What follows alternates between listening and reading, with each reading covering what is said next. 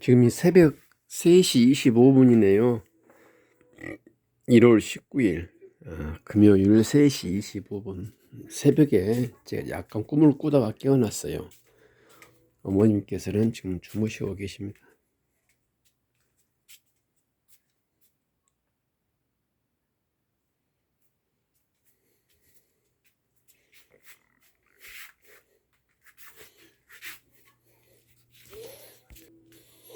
악몽 아닌 악몽을 꾸면서 제가 잠시 잠에서 깨어났습니다.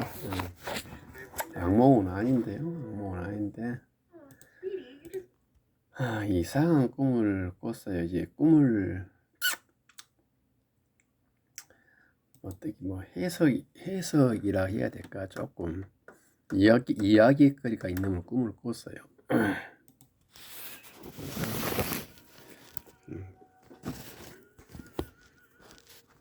오늘은 좀 꿈에 관해서 이야기를 좀 해볼 만한 이야기거리인데요.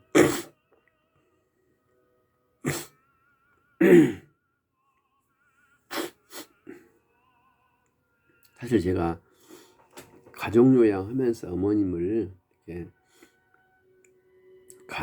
이동용 간이변기 있잖아요. 거기서 어머님 제변을 보시다가 어머님께서 그 간이변기에 빠지는 꿈을 꾸다가 제가 어머니 안 빠지게 끌어당기면서 놀면서 꿈을 깼어요.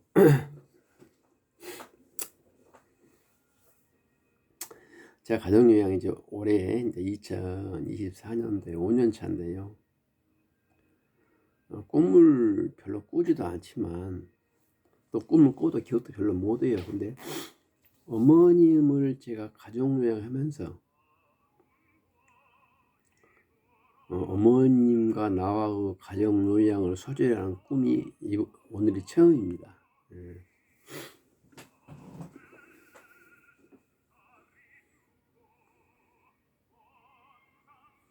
제가 이제 왜 이 꿈 이야기를 하는 거니,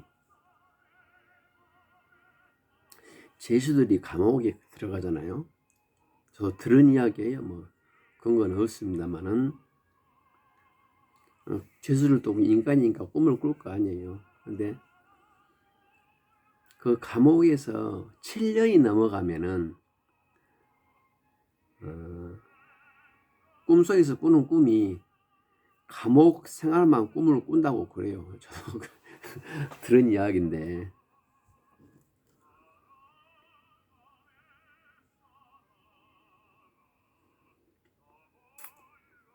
이제 저는 이제 5년 차에도 그런 꿈을 꾸네요.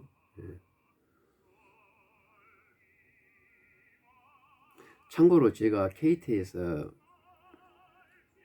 내부 고발 뭐 비슷한 이런 걸로 해서 파면당했거든요. 근데 그런 꿈도 제가 한 7년 되니까 그 꿈에 나오더라고요. 그게.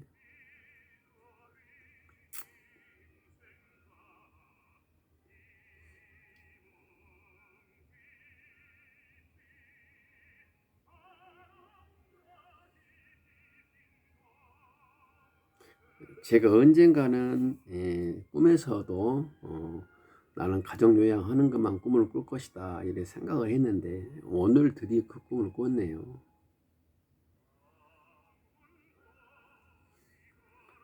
아침부터 저녁까지 1년 365일 제가 보고 느끼고 상상하고 하는 건 모두가 어머님과 나와의 관계만이 이제 지속된 지가 5년이 되다 보니까 그냥 꿈에 그것만 나타나는 것 같아요.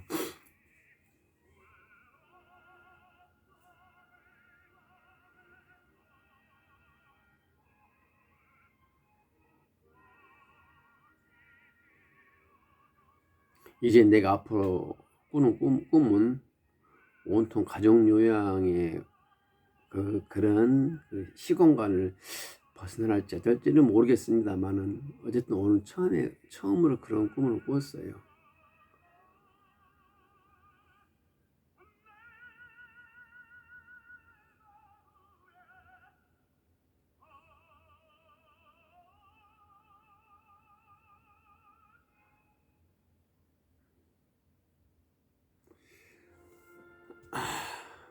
어제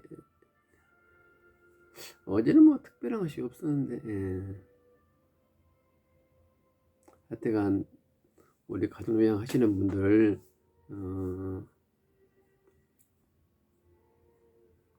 처음에는 육체적으로 힘들었죠. 예, 육체적으로 처음에 힘듭니다. 이제 저처럼 이제 연수를 채워가면은 정신적으로 힘드는 것 같아요. 육체적으로 힘든 것은 저는 진짜 없어요. 예, 여기 왼쪽 어깨가 신경마비가 왔는데요. 이것은 예전에 교통사고로 인해서 난 것이고, 지금 많이 좀 좋아졌네요. 이것도 도수치료인가요? 도수치료. 예. 그게 사실상 의료보험도 안 되고 굉장히 비싸요.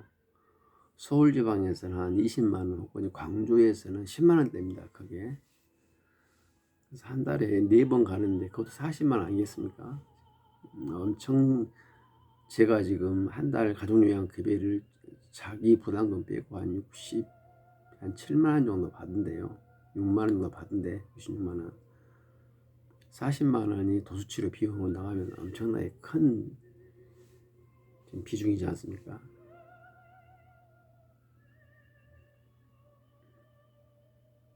근데 이게 지금 평생 가니까 저한테는 큰 부담입니다. 그래서 지금 도수치료를 안 받고 저주파 치료기를 샀어요.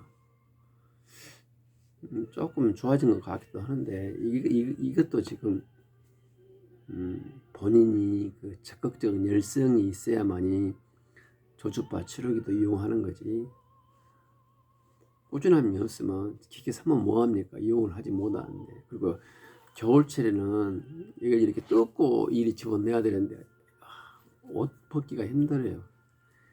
그래서 좀 문제 있네요, 저것도.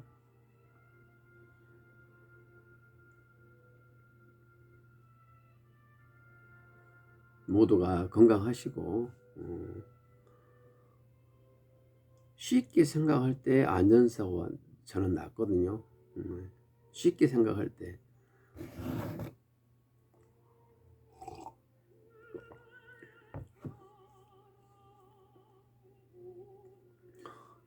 식사할 때 다 챙겨온 것 같은데 젓가락을 안 가져왔어요. 그러면 갔다 오는데 길어봐야 5초거든요. 뛰어갔다 오니까 저는. 근데 5초 사이에 무슨 일이 일어나겠냐 하면서 갔다 오면은 어머니는 의자에서 떨어져 있거나 침대에서 떨어져 있더라 이 말입니다. 반드시 현장 이탈할 때는 떨어지더라도 완충 장치에 떨어질 수 있도록 반드시 장치를 하고 벗어나야 됩니다. 그게. 그리고 벗어나더라도 완충 장치가 있더라도 제 어머니 같은 경우에는 2분 이상 또 떨어지면 안 돼요. 왜냐하면 넘어졌을 때 2분 이상 넘어진 자세가 혹시나 목이 꺾이든가 허리가 꺾일 수 있으니까 2분 이상 떨어지면 안 되죠. 완충장치 안 하면 절대 떨어져서는 안 됩니다. 저희 어머니 같은 경우에는 손발을 못 써, 앞이 안 보이니까. 근데 순간 아니 같이 밥 먹다가 젓가락을 안 가져가지고 얼른 부엌에서 방 갔다 왔는데 뛰어갔더만 5초도 안 걸렸는데 그 사이에 넘어져 계시더라니까요.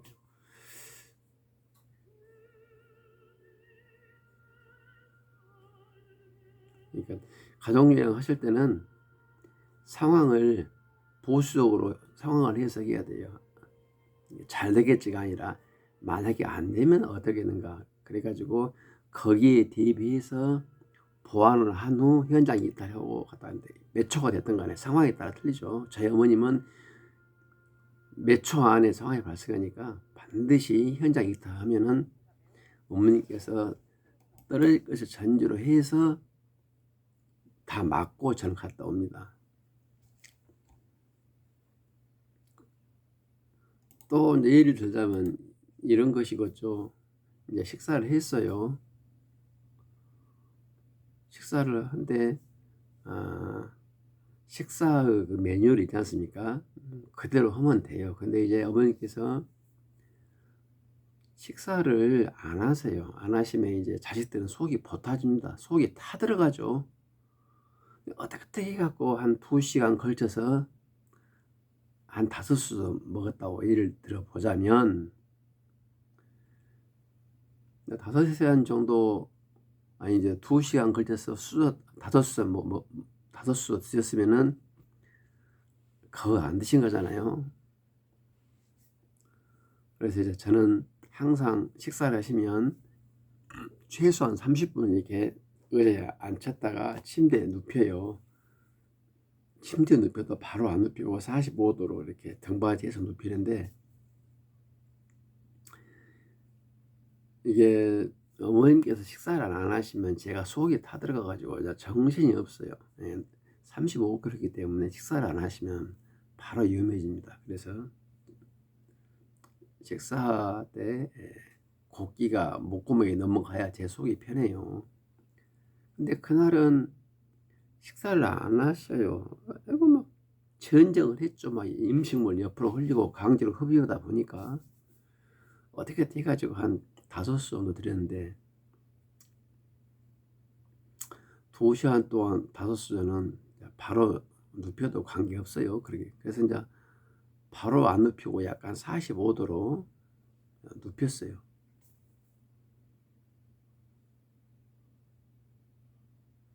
눕힌데 제가 3가지 절차를 깜빡했어요. 예. 식사를 하고 나면 세 가지 절차를 끝내고 나서 눕혀야 되거든요. 정확히 4절차입니다. 4절차. 첫 번째, 반드시 양치질을 할 것. 근데 그날은 제가 양치질을 못했어요. 너무나 속이 상하고. 그래서 어머님께서 식사를 안 하시면 저는 정확한 표현이 그냥 아무 생각 안 들고 캄캄합니다, 앞이. 예. 그래서 그날은 엄청난 전직을 한 후에 5수 정도 되면은 기본은 되겠다 싶어서 물 좀 드리고, 물 드린 것도 엄청 위험해요. 식사를 거부하시면 살액이 걸리기 때문에. 하여튼간 어찌 해서 물은 한 3~4수, 밥은 한 5수 해서 드리고, 너무 정신줄이 피곤해가지고 그래도 바로 또 침상이 안 되고 내 깐에는 또 한다고 45도로 눕혔네요. 그래서 다행이죠. 근데 그때 양치질 안 해드렸더라고요. 그래서 내가 나중에 이제 침대에 눕히고 나서 양치질 안 했구나. 아니, 양치질 할 수가 있습니까? 못 와줘 이렇게 45도 누워 계신데. 근데 제가 평상시 같았다면은 다시 어머니를 침대에 앉혀서 양치를 시켜드린대요. 그날은 너무 피곤했어요. 정신적으로 2시간 동안 아주 혼을 빼버렸으니까. 그리고 이렇게 식사를 수저로 이렇게 드리잖아요. 그러면 허리를 굽히고 어깨를 굽히고 이렇게 드려요. 그 자세가 남자분들 혹시 기억하실까 모르겠어요. 군대 가면 그 서서싸 자세 있잖아요. 군대 가면 서서서 자세가 일종 그 벌입니다. 벌. 엄청 어려운 자세예요. 서서싸가. 이렇게 서서 이렇게 제가 식사를 할 때 이렇게 들어요. 어머님은 이렇게 하죠. 그것을 2시간 동안 수십 번 하다 보니까 그냥 너무 육체적으로도 피곤하고 정신적으로 피곤하고, 그래서 딱 눕혀드렸는데 딱 생각나는 게 양치를 안 했구나. 양치를 해야 되는데 이렇게 힘도 없어. 제 몸이 녹초가 돼 있어가지고. 그래서 그냥 어머님 이빨 뺍시다. 이렇게 이빨도 안 빼시더라고. 피곤해가지고. 어머님도 피곤하죠. 2시간 동안 저한테 실랑이라고 했으니 손으로 내가 강제로 틀니를 뺐어요. 틀니를 빼고 분명히 입안에는 또 음식물이 있을 겁니다 말입니다. 그것을 제가 손으로 넣어가지고 손으로 넣을 때는 꺼지죠, 꺼져. 저는 항상 꺼지가 있어요, 저한테는.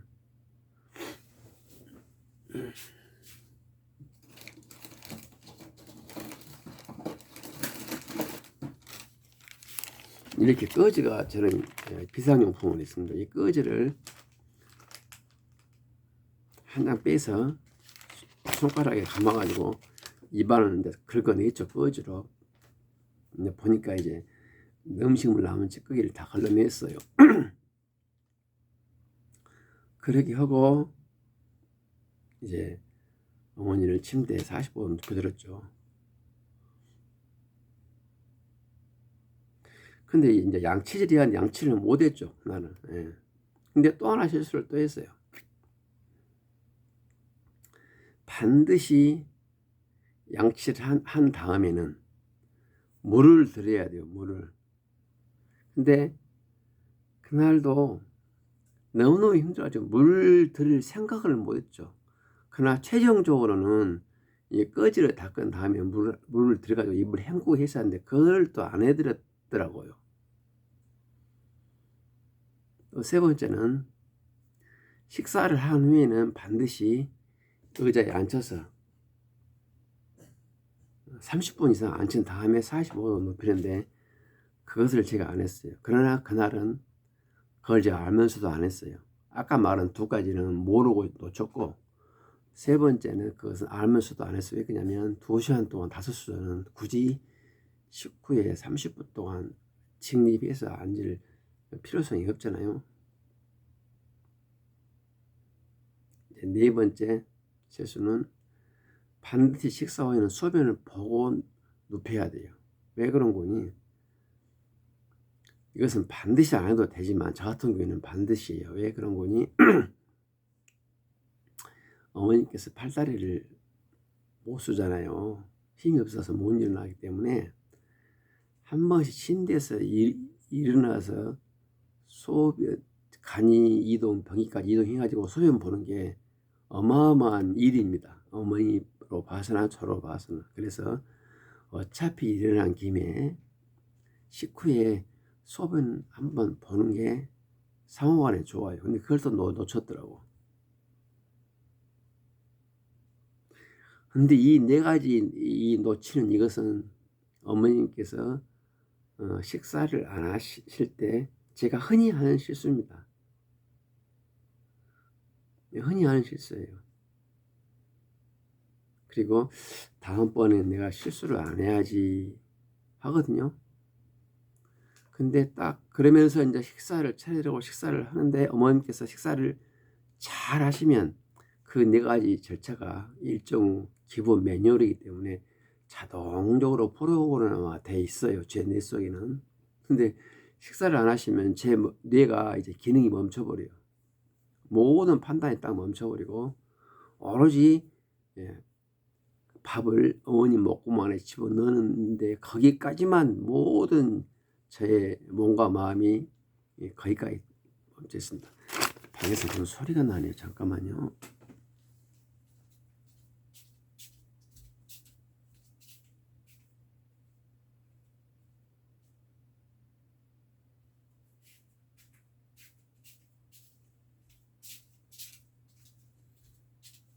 네, 지금 어머님 주무시다가 약간 움직이셨네요. 그런 이제 그날은 그렇게 됐어요. 근데 좀 있다가 어머님께서 저한테 뭐라고 하신 거니? 물 거예요. 물 달라고. 근데 어머님 40분은 누워 계신데 물을 드릴 수는 없죠. 근데 그날은 상황이 꼬이려고 제가 너무 힘들다 보니까 너무 힘들었어요. 그날은 너무 힘들다 보니까 어떻게 좀 편해 보려고 정신적으로 힘들고 육체적으로 힘들어서 어머님을 45도 된 상태에서 45도로 이게 옆으로 돌렸어요. 이렇게 들이면 큰일 나죠. 이렇게 45도 돼서 물을 들이면 그건 일종 살인행위입니다. 그것은. 제가 보기에는 이상 죽어요. 예, 물이 기도로 들어갑니다. 이렇게 해서 물을 드시면. 제 간에는 한다고 이 상태에서 이렇게 옆으로 돌렸어요. 이렇게. 보통 누워있는 상태에서 옆으로 누워서 물을 들이면 살이 안 걸리거든요. 근데 그때는 일이 꼬이려고. 그리고 제가 판단이 안 서져요. 제가 스트레스 워낙 많이 상태라서.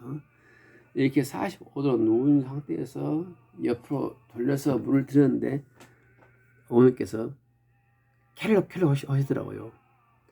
순간 저는 0.0001초 만에 얼른 어머님을 일으켜서 앉혀가지고 고개를 숙이도록 했죠. 근데 이미 때는 늦었어요. 이미 기도로 물이 들어간 상태였어요.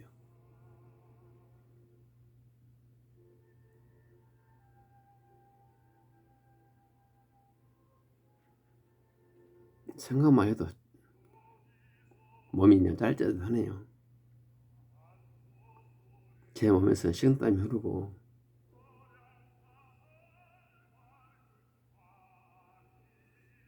적막감이 흘렀죠. 근데 이렇게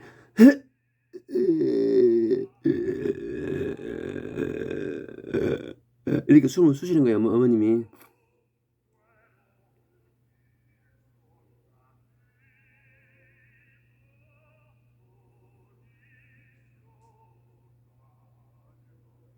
저는 이 순간에 응급처치를 할 수 있는 방법이 저한테는 없어요. 그 순간에. 다른 이물질 같으면은 허리 압박을 해가지고 토해내게 하는데 물이잖아요. 하늘에 맡겼죠. 근데 그 상황이 한 30초 되는데 그 시간이 그렇게 길 수가 없어요. 이렇게 하면서 이제 모르겠어요. 어떻게 해서 어머니 숨을 쉬셨어요. 예.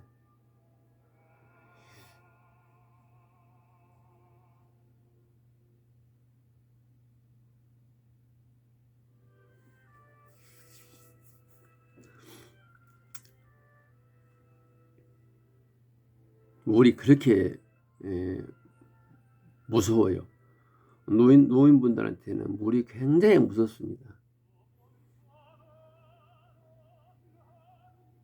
저는 그 사건 이후로 정말 우리 돌아가신 아버님, 우리 조상님, 하나님이 우리 어머님을 살렸다고 보고요.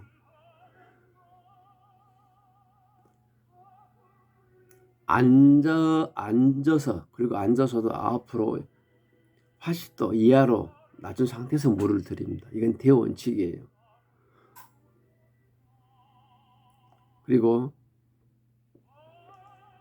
내가 아무리 정신적 육체로 힘들어도 누워서 물 드리는 법은 없어요. 그 이후로.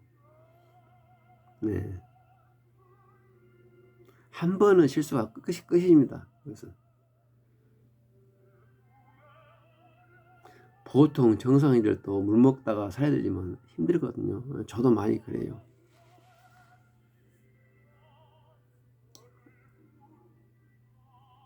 그러니까 상황이 꼬이려면 평상시에는 안 꼬여요. 뭔가 바쁘고 피곤하고 이럴 때 딱 그게 딱 걸리죠. 그때 우리 가족여행 하시는 분들 힘드시죠. 힘드시고 또 봐가지고 이 정도면 괜찮겠지. 힘들어서도 그렇게 하고 또 상황을 낙관적으로 나에게는 그런 일이 안 일어나겠지 하면서 했던 것들이 안 좋게 되는 경우 아마 많이 있을 거예요. 제가 아까 나이라는 것은 한 A시에 불과하고 많으실 겁니다.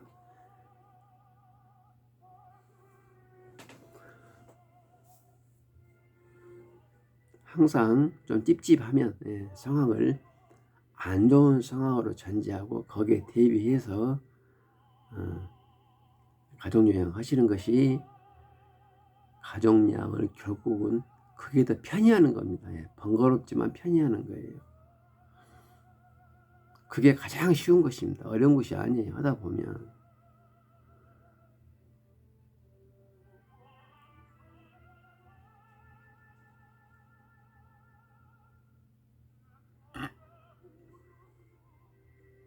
다시 한번 정리합시다.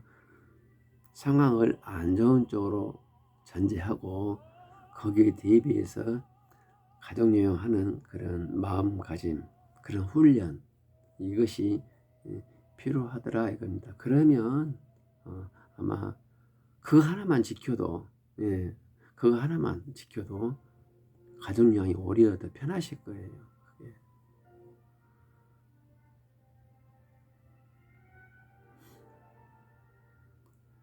오늘도 힘내시고 다음에 뵙겠습니다.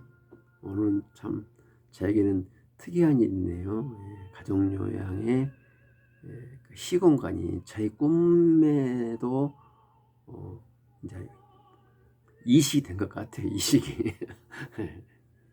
다음에 뵙겠습니다.